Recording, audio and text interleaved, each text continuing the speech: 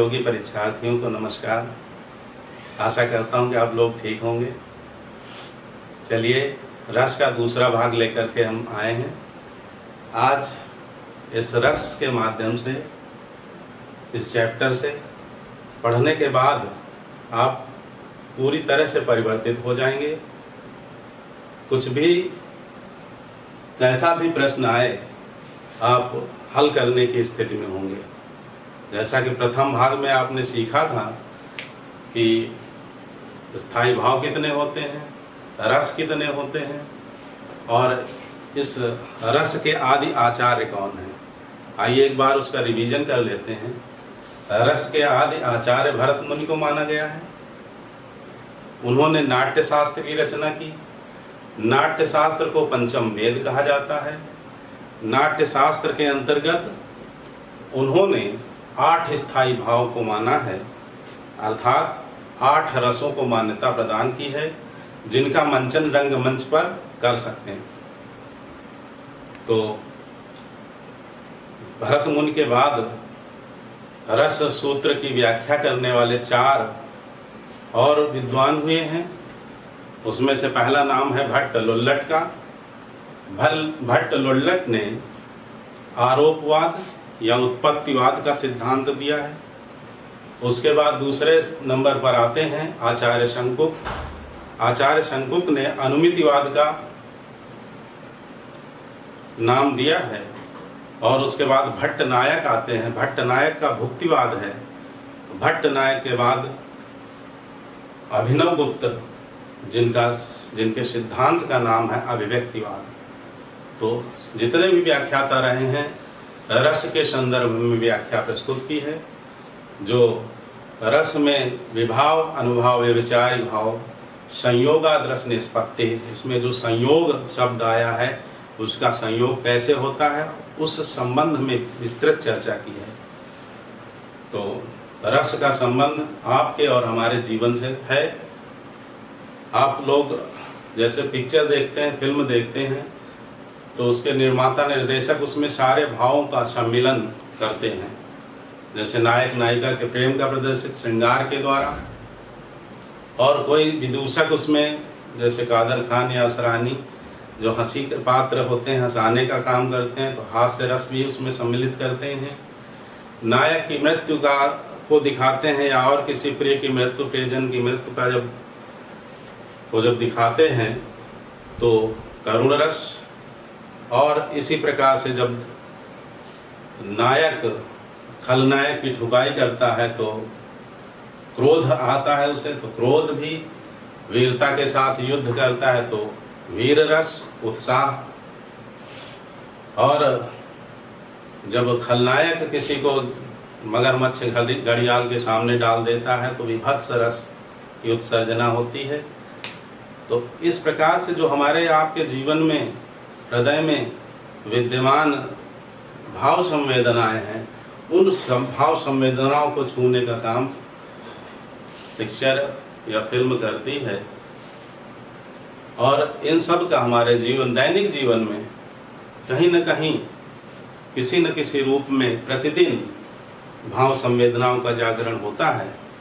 तो उन्हीं भाव संवेदनाओं की एक साहित्यिक जो व्याख्या, साहित्यिक जो रूप दिया है, वह सब रस के अवयव के रूप में, रस सिद्धांत के रूप में हमारे काव्य शास्त्रियों ने प्रस्तुत किया है।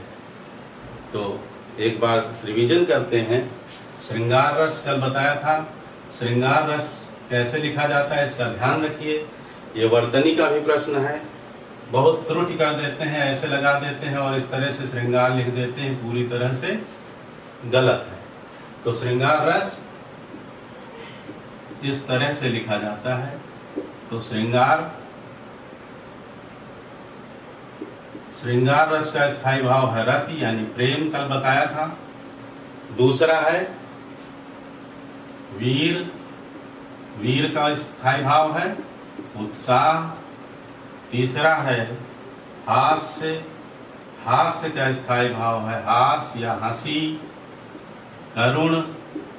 करुण का स्थायी भाव है शोक।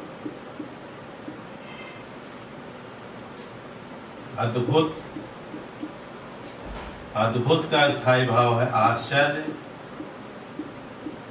रौद्र, रौद्र का स्थायी भाव है क्रोध। ठीक, इसके बाद भयानक, भयानक का स्थायी भाव है भय।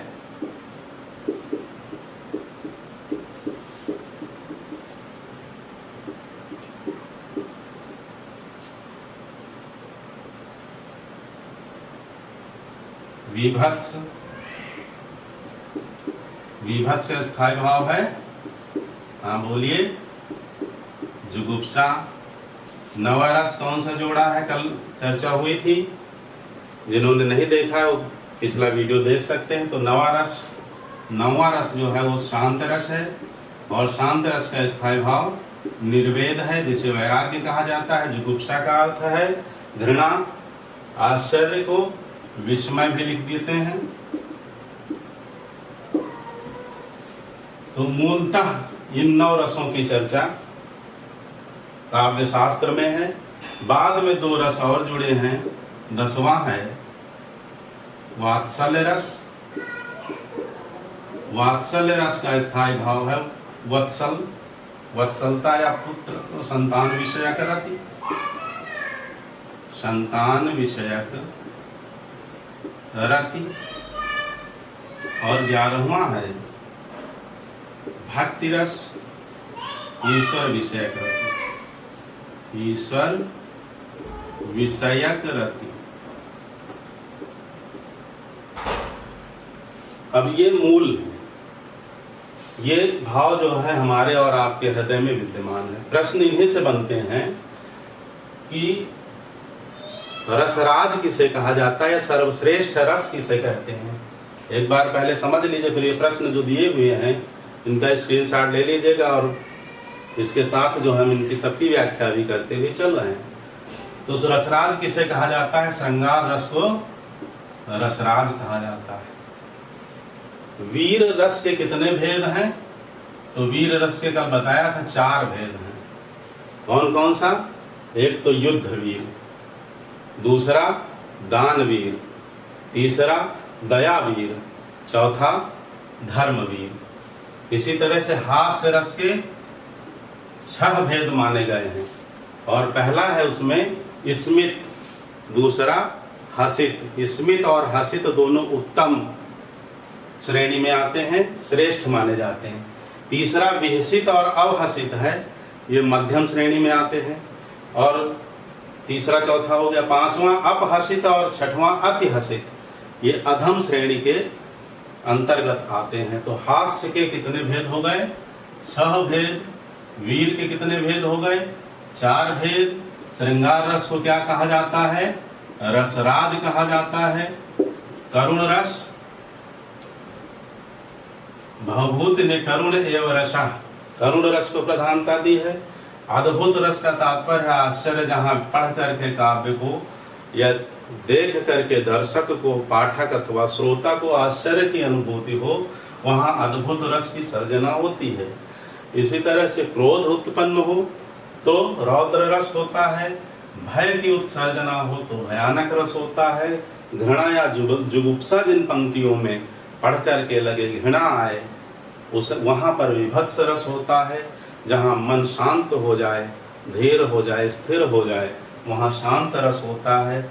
और किसी भी बालक, कोई भी बालक हो, कितने प्यारे बालक लगते हैं, तो जहाँ भी बालक की छवि का वर्णन हो वहाँ पर वात्सल्य रस होता है। और आपका सीधा उत्तर वात्सल्य रस के रूप में आएगा।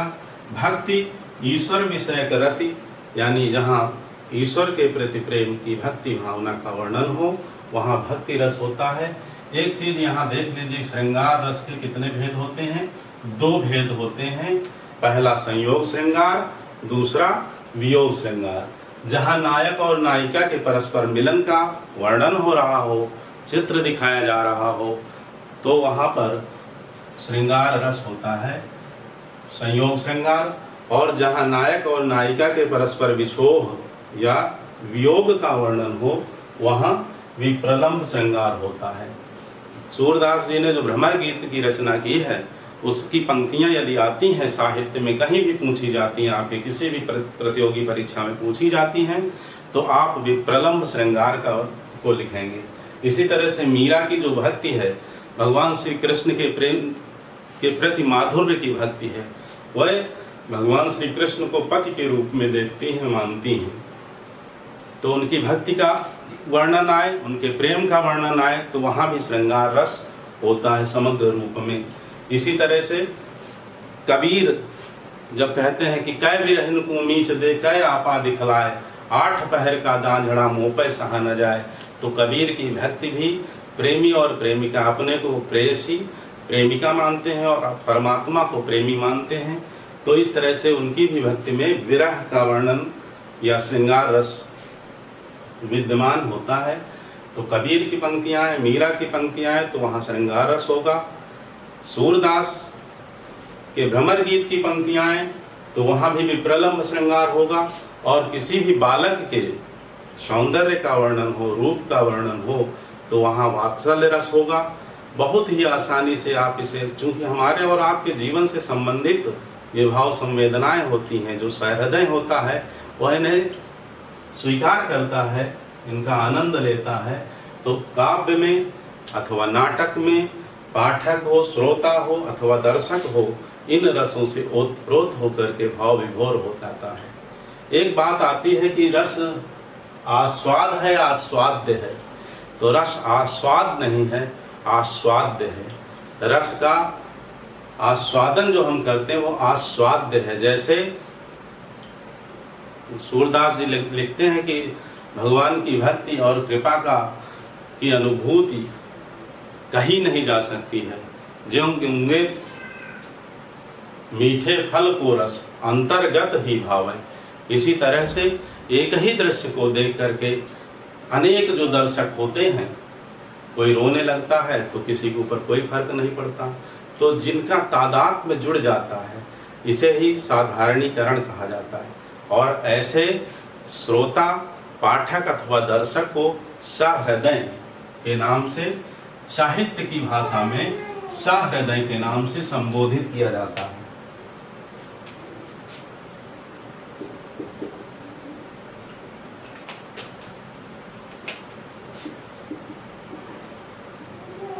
सहृदय। और ये जो तादाद में जुड़ जाता है, इसे साधारणीकरण कहते हैं। साधारणीकरण। अब इसके भी साधारणीकरण के लिए भी अनेक विद्वानों के विभिन्न भिन्न भिन्न मत हैं, लेकिन उनमें परस्पर विरोध नहीं है, कहीं न कहीं साम्य है। तो आइए इतनी चर्चा के बाद अब इन प्रश्नों की ओर बढ़ते हैं। और मुझे आशा ही नहीं वरन पूर्ण विश्वास है कि आप इन सब के उत्तर देने में सक्षम होंगे। जिनका उत्तर नहीं आएगा, साथ में हम व्याख्या करते हुए चलेंगे। और आपका जो ये टॉपिक है रस, यह पूर्णतः आप आत्मसात कर सकेंगे, समझ सकेंगे, ग्रहण कर सकेंगे और आने वाली विभिन्न प्रतियोगी परीक्षाओं में उनका उत्तर लिख करके सफल होंगे। पहला शब्द यहाँ, पहला जो प्रश्न है कि वाक्यम रसात्मकम काव्यम, यह कथन किसका है? 4 ऑप्शन दिए रहेंगे आपके सामने, रुद्रट, दंडी, लुल्लट, विश्वनाथ। तो वाक्यम रसात्मकम काव्यम आचार्य विश्वनाथ का कथन है। किसका है? आचार्य विश्वनाथ। इनका जो ग्रंथ है साहित्य दर्पण, उसमें इन्होंने वाक्य को रसात्मक काव्य माना है। याद करने की ट्रिक में यद्यपि मैं विश्वास नहीं करता, पूर्णतः थ्योरिकल जो है ज्ञान होना चाहिए, पूरी तरह से अध्ययन करके आत्मसात किया हुआ पाठ स्मरण में रहता है, उसे याद नहीं करना पड़ता, जोर उसके लिए नहीं देना पड़ता है। लेकिन फिर भी मैं बता रहा हूँ कि विश्वनाथ और वाक्य, जहाँ भी वाक्य वा से शुरुआत इसमें है और विश्वनाथ भी, तो वाक्यम रसात्मक काव्यम आचार्य विश्वनाथ का कथन है। दूसरा प्रश्न है कि रसों की सही संख्या क्या है? रसों की सही संख्या, तो रसों की जो सही संख्या मानी गई है वह 9 मानी गई है, क्योंकि वात्सल्य रस और भक्ति रस को, रस के जब हम व्यापक रूप में रस श्रृंगार रस को लेते हैं तो उसी में वह समाहित हो जाती है। फिर है साधारणीकरण अवलंबनत्व धर्म का होता है। साधारणीकरण आलंबनत्व धर्म का होता है, यह कथन किसका है? और फिर इसके लिए 4 ऑप्शन होंगे। 4 ऑप्शन में सटीक ऑप्शन जो होगा वही आपका उत्तर होगा। तो सीधे इसका उत्तर हम यहाँ लिख रहे हैं, आचार्य रामचंद्र शुक्ल। आचार्य रामचंद्र शुक्ल।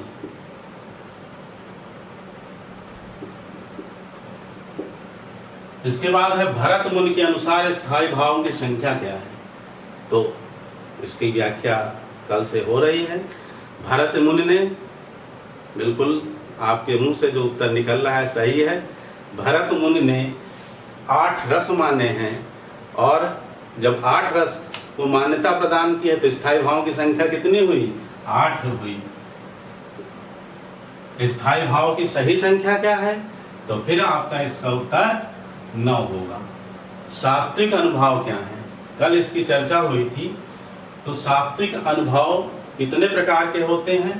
पहली चीज तो ये समझ लीजिए, फिलहाल देख लीजिए, 8 प्रकार के होते हैं, जिनमें से 8 देख लीजिए। पहला है स्तंभ, दूसरा है कष्ट, दूसरा है स्वेद, तीसरा है कंप,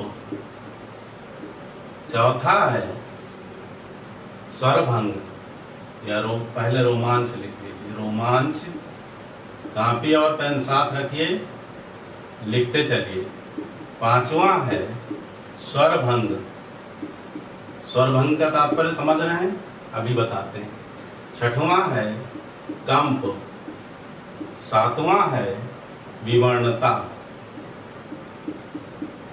8वां है स्तंभ, स्वेद, कंप हो चुका है,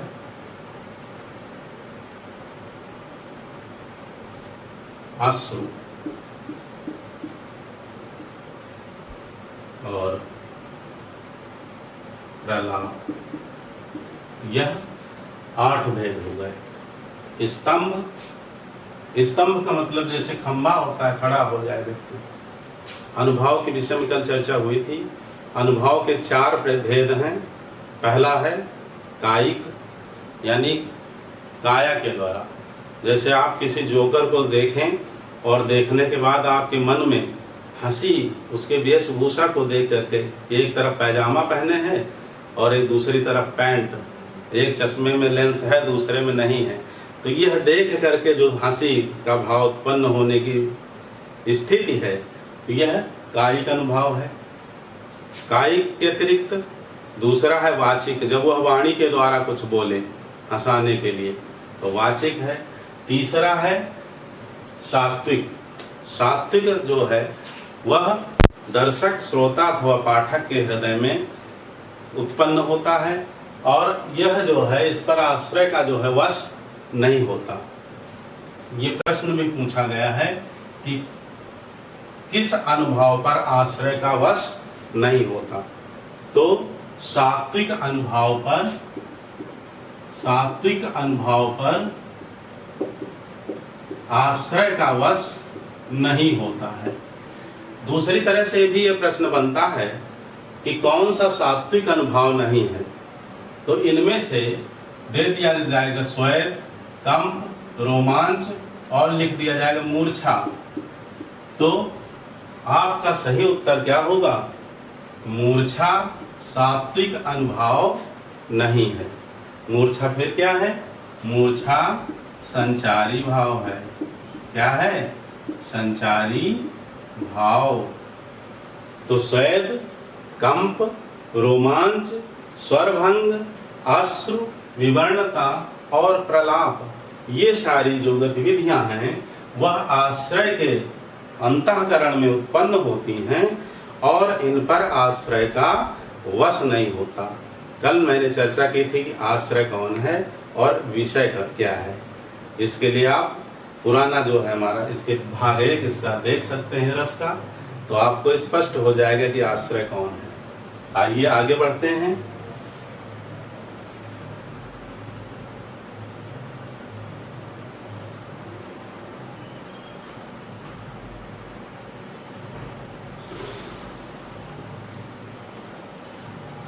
अगला तो इसमें सात्विक अनुभाव है शारीरिक चेष्टाएं, मानसिक चेष्टाएं, वेशभूषा या आश्रय का वश नहीं। तो इसमें एक आपका उत्तर क्या होगा कि बताया आश्रय का वश नहीं होता है। ऐसी चेष्टाएं सात्विक अनुभाव के अंतर्गत आती हैं। और अनुभाव में जो चौथा है आहार, उस आहार का अर्थ क्या है? आहार का मतलब है वेशभूषा। जो विषय है उसकी वेशभूषा को देख करके जो हंसी का भाव उत्पन्न हो, या फटे पुराने वस्त्र पहने हैं, दीनहीन है तो करुणा का भाव उत्पन्न हो। तो इस तरह से आहार का तात्पर्य वेशभूषा से है। अगला प्रश्न है कि अपस्मार क्या है?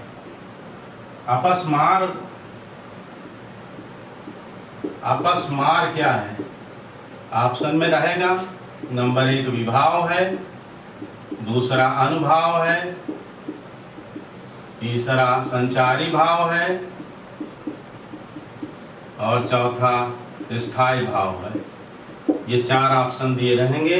पूछा जाएगा कि अपस्मार क्या है, तो अपस्मार जो है इसका मतलब क्या होता है? अपस्मार का एक रोग है, मृगी इसे कहते हैं चिकित्सीय भाषा में। मृगी का इसका तात्पर्य है हृदय जोर से धड़कने लगना, आंखों के आगे अंधेरा छा जाना और व्यक्ति का मूर्छित हो जाना। यह स्थिति जब भयानक रस जहाँ होगा वहाँ आता है। तो अपस्मार उसका संचारी भाव है। तो संचारी अपस्मार क्या है?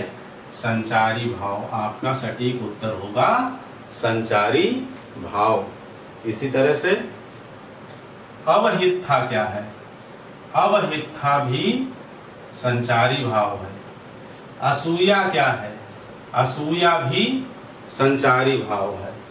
अवहित्था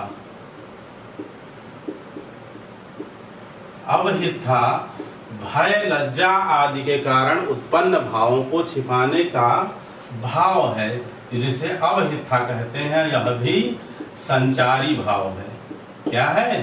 संचारी भाव। बिल्कुल ठीक। अगला इसी तरह से पूछ ले जाता है असूया क्या है? असूया किसके अंतर्गत आता है? उद्दीपन, आलंबन, विभाव, अनुभाव या संचारी भाव। तो असूया भी संचारी भाव है। असूया क्या है? संचारी भाव। असूया का तात्पर्य होता है ईर्ष्या, द्वेष। ठीक है, तो असूया संचारी भाव है।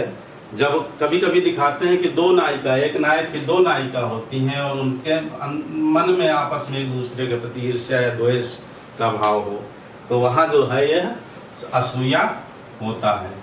असूया भी एक संचारी भाव है। आगे बढ़ते हैं। जितने भी महत्वपूर्ण प्रश्न रस से संबंधित हो सकते हैं मैंने समाहित करने का प्रयास किया है। यद्यपि थोड़ा सा छोटा छोटा दिख रहा है, लेकिन मैं पूरी व्याख्या यहाँ कर रहा हूँ। आप स्क्रीनशॉट लेकर उसे बढ़ा करके जूम करके भी देख सकते हैं। कोई भी प्रश्न छूटने न पाए जो महत्वपूर्ण हो। कैसी परीक्षाओं के लिए? टीजीटी के लिए, टीजीटी, ईजीटी, लेखपाल, दरोगा, यूपीपी, यूपीएससी, यूपीपीएससी, नेट, और जहां भी हिंदी पूछी जाती है और रस से संबंधित प्रश्न पूछे जाते हैं उनको समाहित करने का प्रयास किया है। पहले भाग में आपने इसका आधार समझा था और सिद्धांत समझा था। आज उन पर संबंधित रिलेटेड जो क्वेश्चन हैं उनकी बृहत व्याख्या हो रही है, चर्चा हो रही है, जो अत्यंत महत्वपूर्ण है। साहित्य का नौवां रस किसे कहा जाता है? कल भी बात हो चुकी, आज भी अभी व्याख्या की। साहित्य का नौवां रस, बिल्कुल ठीक उत्तर दे रहे हैं, शांत रस को कहा जाता है। और इस शांत रस को जोड़ा किसने था? उद्भट ने। किसने जोड़ा था? उद्भट ने। इसी तरह से 10वां रस जो है वात्सल्य रस जुड़ा है, वात्सल्य रस। और वात्सल्य रस को किसने जोड़ा था? आचार्य विश्वनाथ ने। आचार्य विश्वनाथ ने वात्सल्य रस को काव्य शास्त्र में स्थान दिया। और 11वां जो रस है वह भक्ति रस, जिसकी चर्चा कल भी हुई थी। हाँ, आप लोग कुछ कह रहे हैं। रूप गोस्वामी, बिल्कुल ठीक, रूप गोस्वामी। और रूप गोस्वामी की रचना क्या है? उज्ज्वल नीलमणि। बहुत महत्वपूर्ण रचना है, बहुत पूछी जाती है। आइए आगे बढ़ते हैं।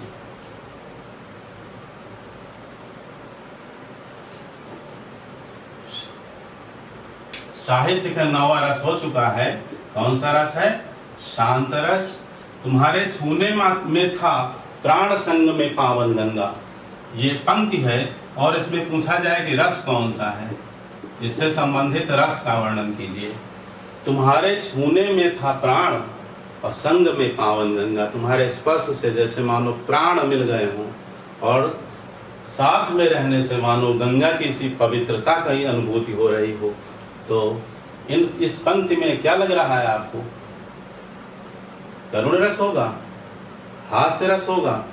नहीं, ठीक, जो आपके हृदय के उद्गार हैं, जो मन में आप व्यक्त कर रहे हैं, मैं वही लिखूंगा। कौन सा रस होगा यहाँ? श्रृंगार। और ऑप्शन में यदि दे दिया जाए वियोग या संयोग, तो संयोग श्रृंगार होगा। ठीक। बिनु गोपाल बैरिन भई कुंजय। अभी भी हमने चर्चा की थी कि जहां भी ऐसी पंक्तियां हैं, बहुत ज्यादा दिमाग पर जोर देने की आवश्यकता नहीं है। तब वह लगत लता अति शीतल, अब भय विषम ज्वाल की कुंज। अगली पंक्ति इसी में है, बिनु गोपाल बैरिन भई कुंज। तो बिना गोपाल के बैरी हो गई हैं। कुंजय का मतलब उपवन की जो शाखाएं लताएं हैं। तो यहाँ गोपियों की विरह वृथा का वर्णन हो रहा है, इसलिए कौन सा रस है? विप्रलंब श्रृंगार। ठीक है, ऐसे ही पढ़ना है, तैयारी करना है, आत्मसात करना है। और मैं ये चाहता हूँ, मेरा पूरा प्रयास यही है कि आप सफलता के नए आयाम स्थापित करें, सफल होकर के अपने माता पिता के आलंबन बने। किलक अरे मैं नेह निहारूं, इन दांतों पर मोती वारूं। क्या आया है? किलक। कौन किलकारी मारता है? बालक। पहले ही शब्द से आप पकड़ लेंगे, थोड़ा सा भी अगर जोड़ देंगे। किलक अरे मैं नेह निहारूं, नेह से, इन दांतों पर वो मोती वारूं। वात्सल्य रस। कौन सा रस है? वात्सल्य रस। सर्वश्रेष्ठ रस माना जाता है। यह रसराज किसे कहा जाता है? दो तरह से यह प्रश्न पूछा जा सकता है, करुण को, श्रृंगार को, हास्य को, हास्य रस को, अथवा अद्भुत रस को। तो आपका उत्तर होगा, क्या बात है, श्रृंगार रस। अगला है, मेरे तो गिरधर गोपाल दूसरो न कोई। मीरा की भक्ति, मीरा का प्रेम श्री कृष्ण के प्रति प्रेमी और प्रेमिका का है, पति के रूप में स्वीकार करती है, इसलिए यहाँ क्या है? श्रृंगार रस है। रसोत्पत्ति में आश्रय की चेष्टाएं क्या कहलाती हैं? अभी अभी चर्चा की, अनुभाव कहलाती हैं। आश्रय की चेष्टाएं क्या हैं? अनुभाव हैं। प्रिय पति वह मेरा प्राण प्यारा कहाँ है?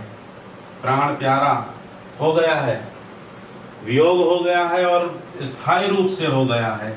दुख जलनिधि डूबी का, दुख रूपी सागर में डूबी हुई नायिका का सहारा कहाँ है? अर्थात खो गया है।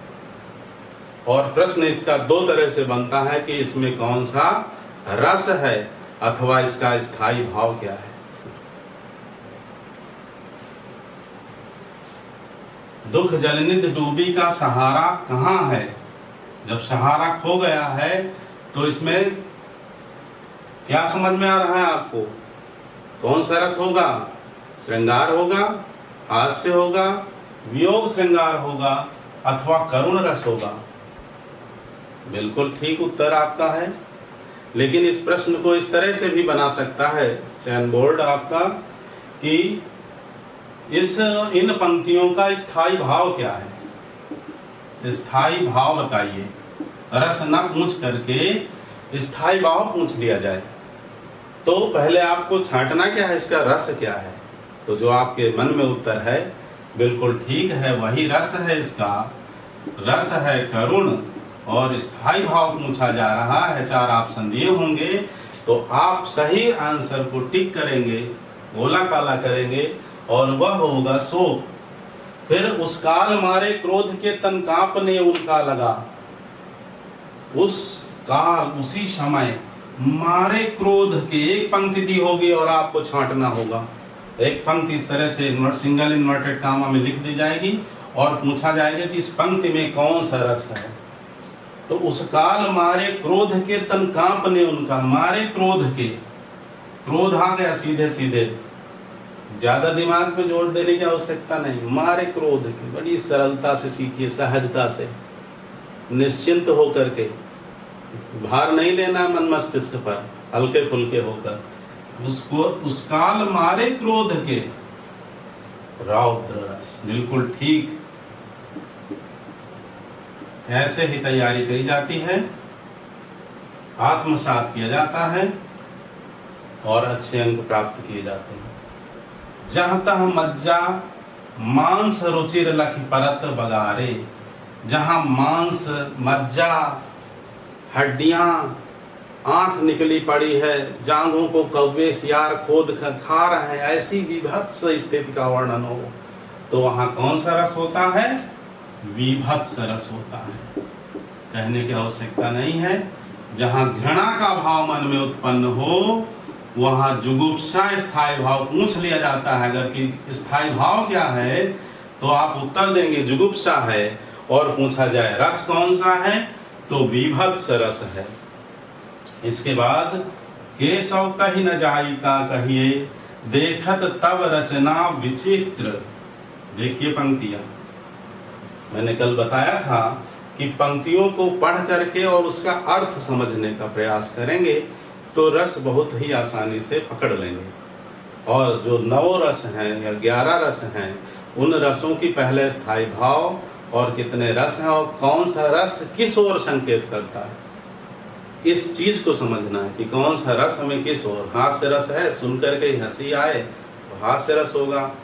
जहाँ हमेशा के लिए करुणा का भाव जगह वियोग हो जाए प्रिय का, वहाँ करुण रस होगा।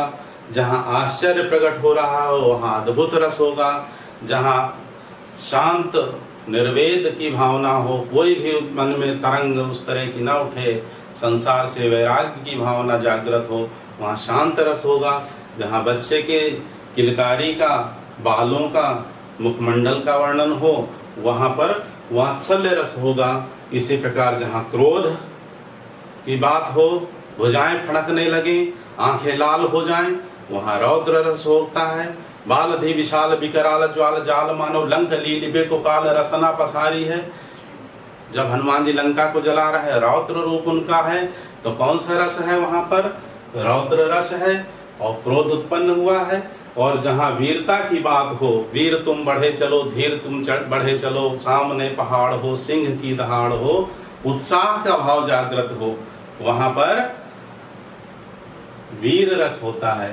बिल्कुल ठीक। तो पंक्तियों को समझना है, भाव को पकड़ना है, और यह तभी संभव है जब हम रस के भेद, उनके स्थायी भाव को आत्मसात कर सकेंगे, समझ सकेंगे ठीक से। रस सिद्धांत के आदि प्रवर्तक आचार्य कौन है? अभी अभी बताया हमने कि भरत मुनि। कौन है? भरत मुनि। और इनका शास्त्र है नाट्य शास्त्र। कौन सा? नाट्य शास्त्र, जिसे पंचम वेद कहा जाता है। ये प्रश्न पूछा गया है। पंचम वेद 4 वेद हैं, ऋग्वेद, साम, यजुर्वेद, सामवेद, अथर्ववेद। तो 5वां वेद जो कहा जाता है वह नाट्य शास्त्र को कहा जाता है, और प्रथम आचार्य भरत मुनि हैं, और इसके बाद 4 व्याख्याता क्रमशः हुए हैं, उनके भी नाम मैं यहाँ लिख रहा हूँ। आप साथ ही साथ समझते चलिए उन व्याख्याताओं की भी।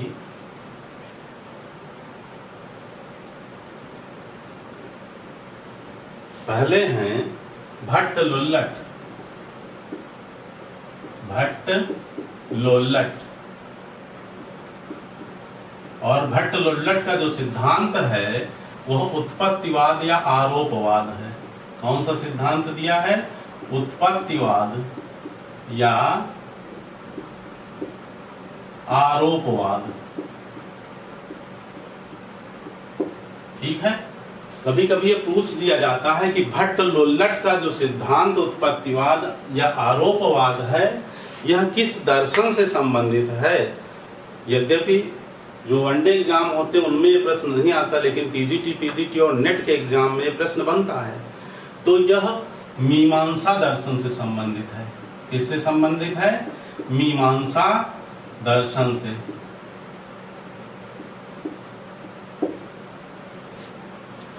दूसरा नाम, जो दूसरा व्याख्यातक नाम है वह है आचार्य शंकुक। आचार्य शंकुक, और आचार्य शंकुक का जो सिद्धांत है वह अनुमितिवाद है। अनुमितिवाद। काव्य शास्त्र की जब चर्चा करेंगे टीजीटी, पीजीटी या नेट के लिए जब अध्याय लेकर के आएंगे तब इनकी वृहद चर्चा होगी। अनुमितिवाद इनका सिद्धांत है, और यदि यह पूछा जाए यह किस दर्शन से संबंधित है तो यह न्याय दर्शन से संबंधित है। किस दर्शन से संबंधित है? न्याय दर्शन। इसके बाद तीसरा नाम है भट्ट नायक। भट्ट नायक का जो सिद्धांत है उस सिद्धांत का नाम है भुक्तिवाद। भुक्तिवाद, नायक है, भोग करता है, भुक्तिवाद। इस तरह से ट्रिक से भी इसे याद कर सकते हैं। तो भट्ट नायक का जो भुक्तिवाद है ये पूछ लिया जाता है किस दर्शन से संबंधित है, तो यह सांख्य दर्शन से संबंधित है। किस दर्शन से संबंधित है? सांख्य दर्शन से। और चौथा है नाम है इसमें व्याख्याता में जो ये क्रम है, कभी कभी ये पूछ लिया जाता सही क्रम बताइए। तो व्याख्याताओं को जो पहला नाम है भट्ट लोल्लट, आचार्य शंकुक, भट्ट नायक और अभिनव गुप्त। अभिनव गुप्त, और अभिनव गुप्त के जो सिद्धांत का नाम है वह अभिव्यक्तिवाद है। क्या नाम है? अभिव्यक्तिवाद।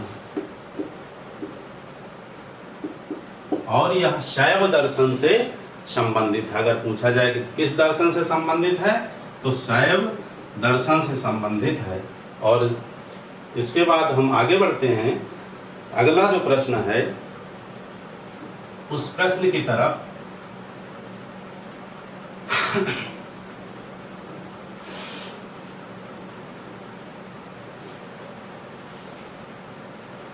ऐसे बेहाल बेबाइन सो पग कंटक जाल करे जग पग जोए, हाय महादुख पाए सखा तुम आए इतय न कितय दिन को होए। भगवान श्री कृष्ण सुदामा की दशा को देख करके अश्रु प्रवाह उनकी आंखों से होने लगता है।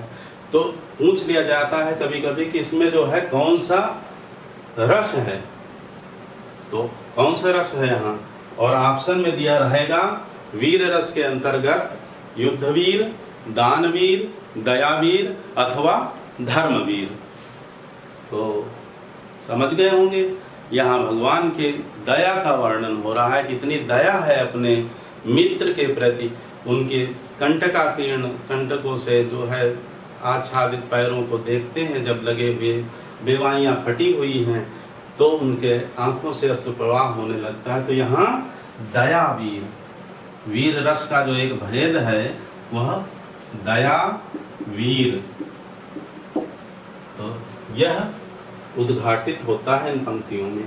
भरे भुवन घोर कठोर रवि बाज तज मार्ग चले। अगली पंक्ति है भरे भुवन घोर कठोर रवि, बाज तज मारग चले। गोस्वामी तुलसीदास जी उस समय का वर्णन करते हैं जब भगवान श्री राम ने परशुराम के द्वारा जनक के यहाँ जो भगवान शंकर का धनुष रखा गया है उसे तोड़ देते हैं। तो भरे भुवन, भुवन का मतलब संसार, भवन शब्द में पढ़ा है, भवन माने घर, भुवन माने संसार। तो सारे संसार में कठोर ध्वनि हो जाती है। रव का मतलब ध्वनि, रवि माने सूर्य, बाज घोड़े, तज मार्ग, सूर्य के जो घोड़े हैं उन्होंने मार्ग को छोड़ दिया। तो कौन सा यहाँ पर रस की उत्पत्ति हो रही है? चिक्कर दिग्गज डोल मही अहिकोल पूरम कलमले। कौन सा रस यहाँ पर होगा? भरे भुवन घोर कठोर रवि, बाज तज मार्ग चले, चिक्कर दिग्गज डोल मही अहिकोल पूरम। वीर रस होगा या रौद्र रस होगा या भयानक रस होगा? भय उत्पन्न हो रहा है, बताइए।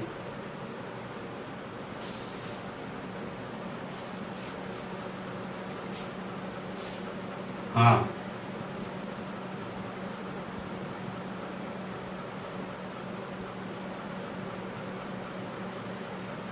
सभी भयभीत हो रहे हैं। भय, अगला, भय लज्जा आदि के कारण उत्पन्न भावों को छिपाने की प्रवृत्ति क्या कहलाती है? भय लज्जा आदि के कारण उत्पन्न भावों को छिपाने की प्रवृत्ति अवहित्था कहलाती है। अभी आपको बताया था अवहित्था।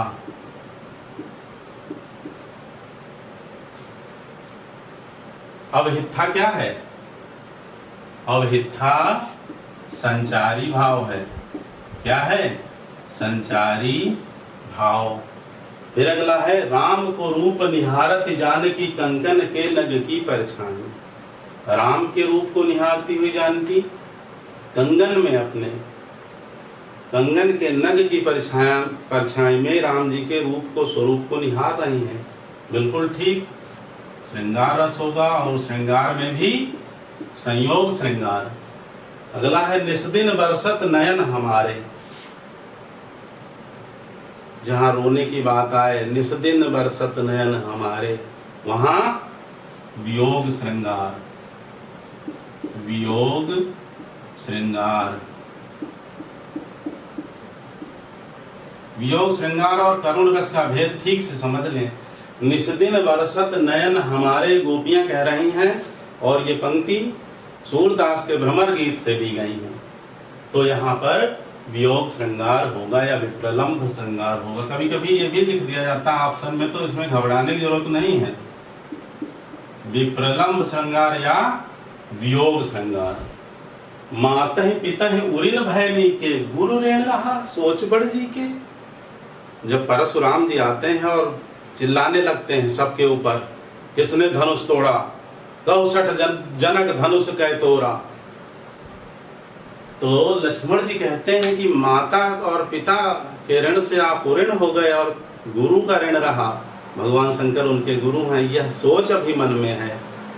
तो माता ही पिता ही उऋण भयनी के, पिता के कहने पर आपने माँ का गला काट दिया था, तो माँ पिता के ऋण से उऋण हो गए, माँ के ऋण से उऋण हो गए।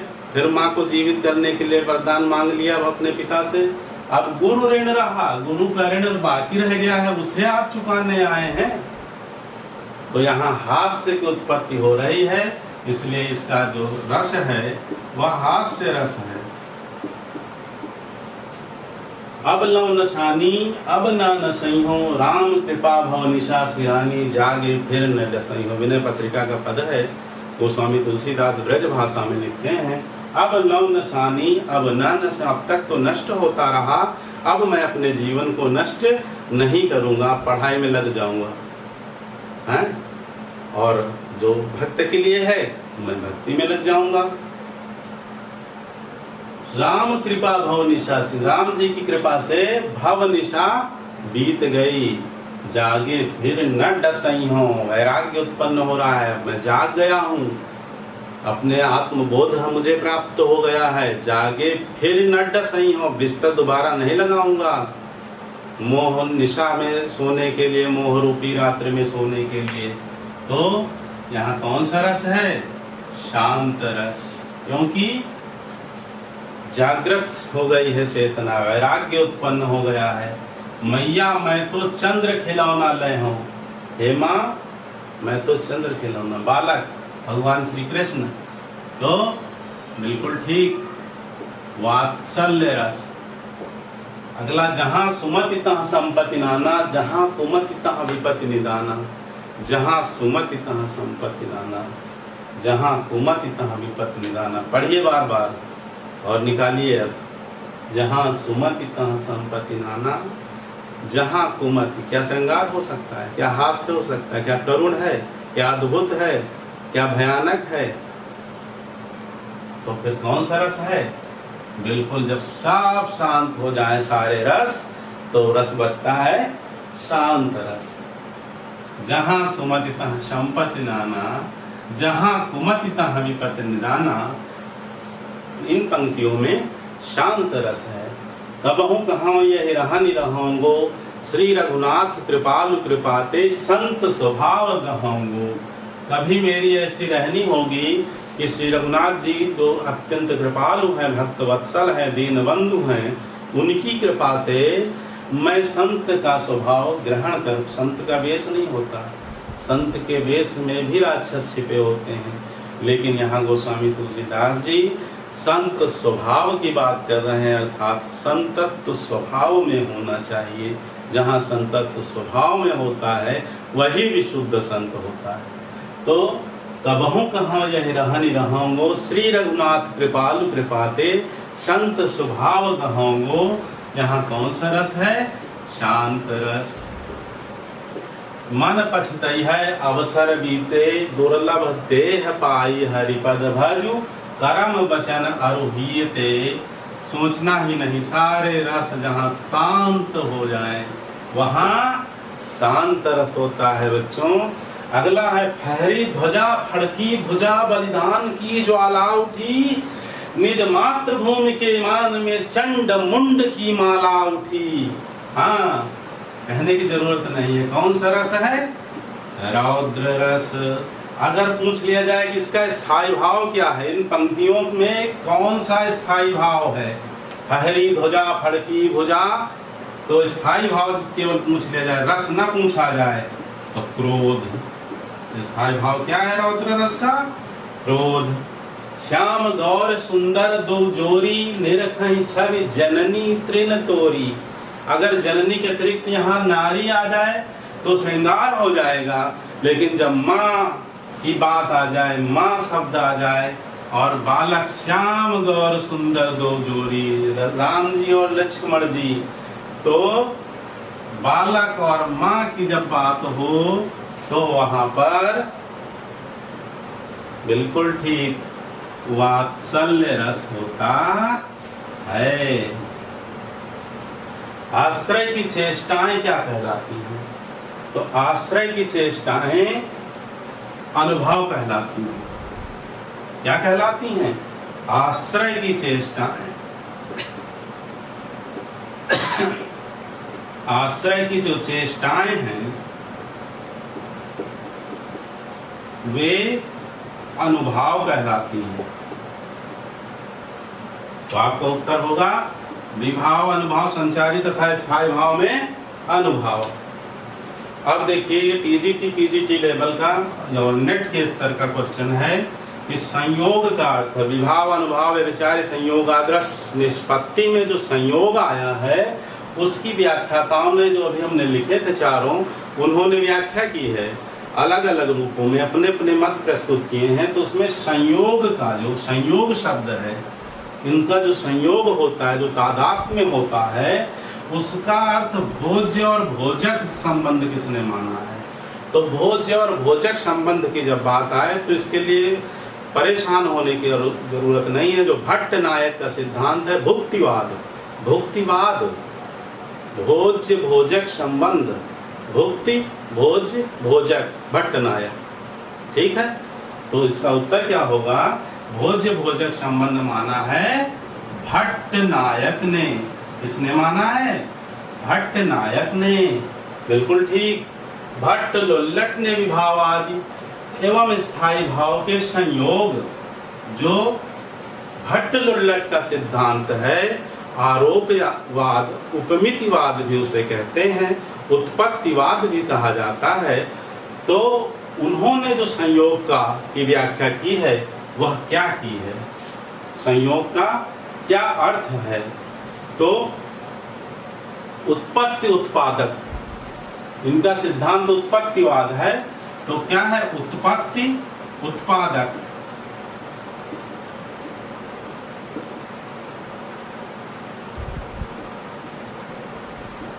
यह संबंध माना है।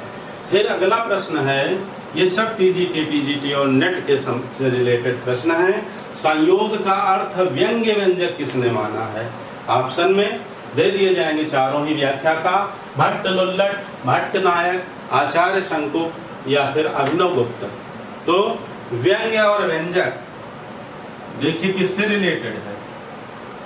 आरोपवाद से है, उत्पत्तिवाद से कुछ इसका संबंध लग रहा है? नहीं लग रहा। अनुमिति से संबंध इसका लग रहा? नहीं है। फिर भुक्तिवाद से संबंध है इसका? तीनों नहीं है। तो चौथा बचा अभिनव गुप्त का सिद्धांत अभिव्यक्तिवाद। तो संयोग का अर्थ व्यंग्य व्यंजक माना है। जिन्होंने अभिव्यक्तिवाद को प्रस्तुत किया है वे हैं अभिनव गुप्त। क्या उत्तर हो जाएगा? अभिनव गुप्त। ठीक है, ऐसे ही सीखना है। असूया है, अभी इसकी चर्चा की थी। असूया क्या है? असूया का मतलब है ईर्ष्या, राग, द्वेष। यह असूया जो है वो दुखात्मक, आचार्य रामचंद्र ने सुखात्मक, दुखात्मक और न्यूट्रल दोनों में, और दोनों का जो है उभय भेद किए हैं। जो 33 संचारी भाव हैं तो उसमें ये दुखात्मक भाव, असूया का मतलब राग, द्वेष, ईर्ष्या। तो यह क्या है? संचारी भाव है। क्या है? संचारी। जो 33 संचारी भाव उसमें असूया आता है। भय किस रस का स्थायी भाव है? बहुत आसान सा प्रश्न है। यह रेलवे में या लेखपाल परीक्षा में इस तरह से जो होती हैं, या फिर बीएड में जो एंट्रेंस एग्जाम होता है उसमें पूछ लिया जाता है कि भय किस रस का स्थायी भाव है? तो आपका उत्तर क्या हो जाएगा? भयानक रस का स्थायी भाव है। इसी प्रकार से जुगुप्सा किस रस का स्थायी भाव? तो जुगुप्सा सीधी सी बात है, जुगुप्सा का मतलब घृणा, घृणा का मतलब विभत्स रस। जहाँ विभत्स रस होगा वहाँ जुगुप्सा होगी, वहाँ घृणा उत्पन्न होगी। पढ़ करके वहाँ मांस के लोथड़े पड़े होंगे, चील कौवे शियार खा रहे होंगे, आंखें निकाल रहे होंगे, और इस तरह से जहाँ वर्णन होता है वहाँ जुगुप्सा। और जुगुप्सा यानी विभत्स रस का स्थायी भाव होता है। ठीक है। निर्वेद किस रस का? निर्वेद का मतलब वैराग्य, और वैराग्य किससे संबंधित है? शांत से संबंधित है। जहाँ सारे रस तिरोहित हो जाएं, एकमेव रसः शांति, वहाँ शांत रस निर्वेद। वात्सल्य रस का स्थायी भाव क्या है? तो संतान विषयक रति, सीधा सा उत्तर है। वीर रस के कितने भेद हैं? वीर रस के अभी भी बताया था 4 भेद हैं। युद्धवीर, दानवीर, दयावीर, धर्मवीर। भरत मुनि के ग्रंथ का नाम क्या है? तो ये सारे प्रश्न पूछे गए हैं, ऐसे नहीं लिख दिया है। तो भरत मुनि के ग्रंथ का नाम क्या है? भरत मुनि के ग्रंथ का नाम क्या है? अभी बताया था, नाट्य शास्त्र। क्या नाम है? नाट्य शास्त्र। अगला, सहृदय के चित्त का साधारणीकरण मानते हैं। सहृदय के चित्त का साधारणीकरण कौन मानता है? कि जो सहृदय कौन है? वो पाठक, वो श्रोता, वो दर्शक, जो नाटक देख रहा है, जो पिक्चर देख रहा है, वो सहृदय है। सहृदय क्या? कि उन भावों के तादात्म्य कर लेता है। साधारणीकरण मानने वाले, उसके चित्त का साधारणीकरण हो जाता है। ये व्याख्या आचार्य रामचंद्र शुक्ल ने दी। किसने दी है? आचार्य रामचंद्र शुक्ल। आचार्य रामचंद्र शुक्ल ने ये व्याख्या दी है।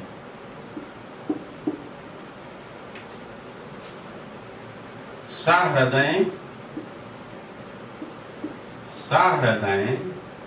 के चित्त का साधारणीकरण होता है। ठीक। दूसरा है कि कवि की अनुभूति का साधारणीकरण होता है। कवि की अनुभूति का साधारणीकरण होता है। यहां पर एक मिस्टेक हो रही है हमसे।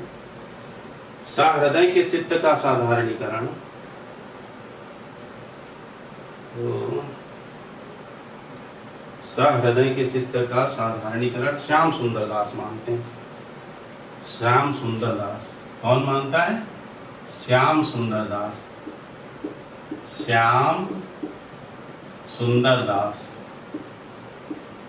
श्याम सुंदर दास सहृदय के चित्त का साधारणीकरण मानते हैं।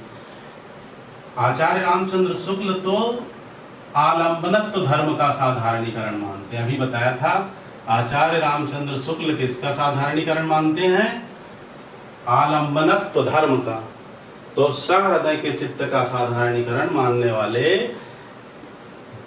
रामचंद्र श्याम सुंदर दास हैं। भूलना मत, कंफ्यूज मत होना। अगला है कवि की अनुभूति का साधारणीकरण। यह डॉक्टर नगेंद्र ने कहा है। दोनों के, श्याम सुंदर दास के और रामचंद्र शुक्ल के जो सिद्धांत हैं, जो इन्होंने मान्यता प्रदान की है, उनका समन्वय करते हुए कहा है कि कवि की जो अनुभूति है उसका साधारणीकरण होता है। कवि की अनुभूतियों का वह कितना श्रोताओं के मन में या पाठक के मन में विस्तारित हो जाए, आसानी से समाहित हो जाए, तो कवि की अनुभूति का साधारणीकरण होता है। यह बात कवि के हृदय का, कवि की अनुभूति का साधारणीकरण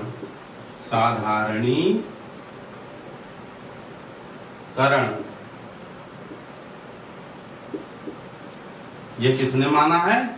डॉक्टर नगेंद्र ने। इनका भी सिद्धांत प्रमुख सिद्धांत में है और यह भी टीजीटी, पीजीटी और नेट के एग्जाम में प्रश्न पूछा गया है कि किसने कवि की अनुभूति का साधारणीकरण माना है।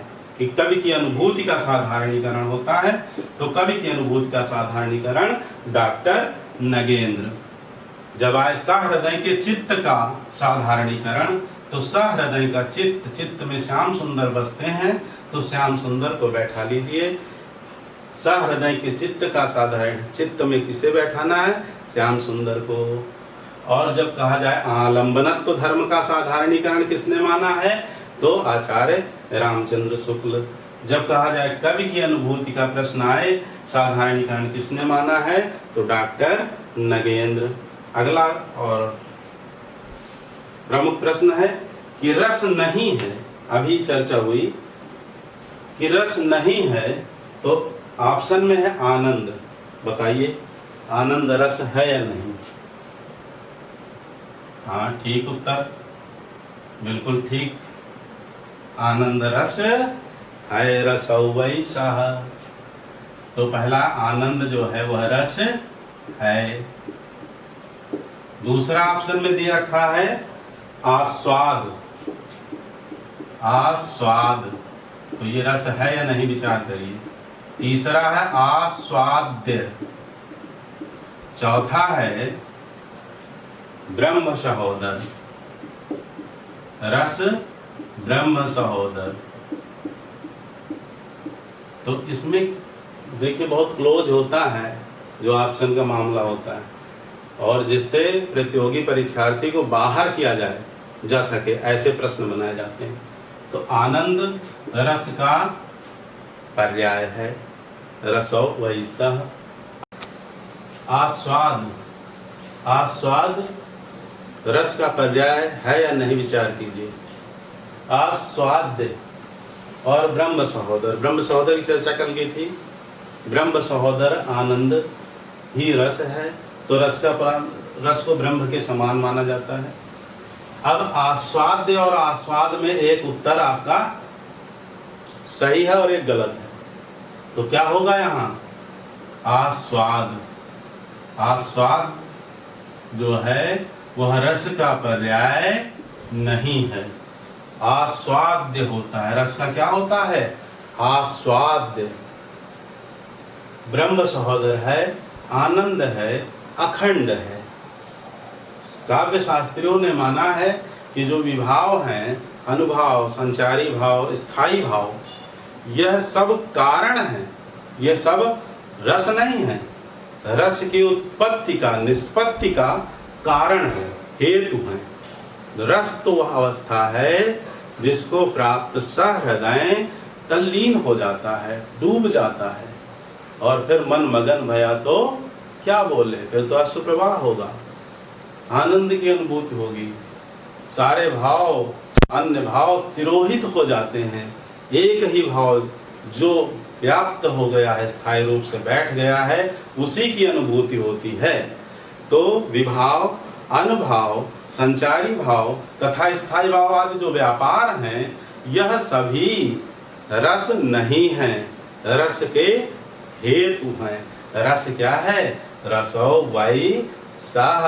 रस तो आनंद है, रस तो आस्वाद्य है। ज्यों गूंगे मीठे फल को रस अंतर्गत ही, बता नहीं सकता। गिरा अनयन नयन बिनु बानी, कहा नहीं जा सकता, केवल आस्वाद्य किया जा सकता है। तो रस आस्वाद्य है, आस्वाद नहीं।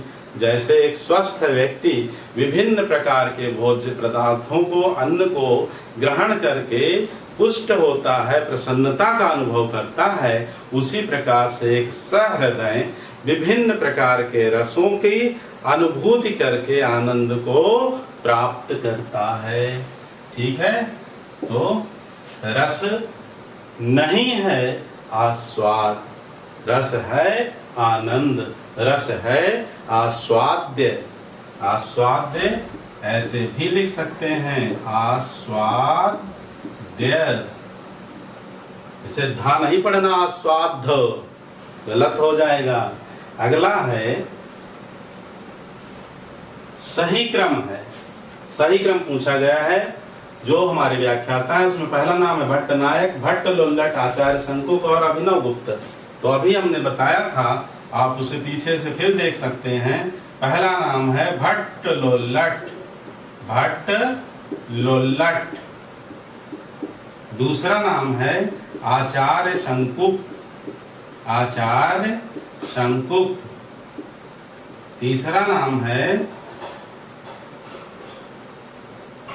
भट्ट नायक, भट्ट नायक।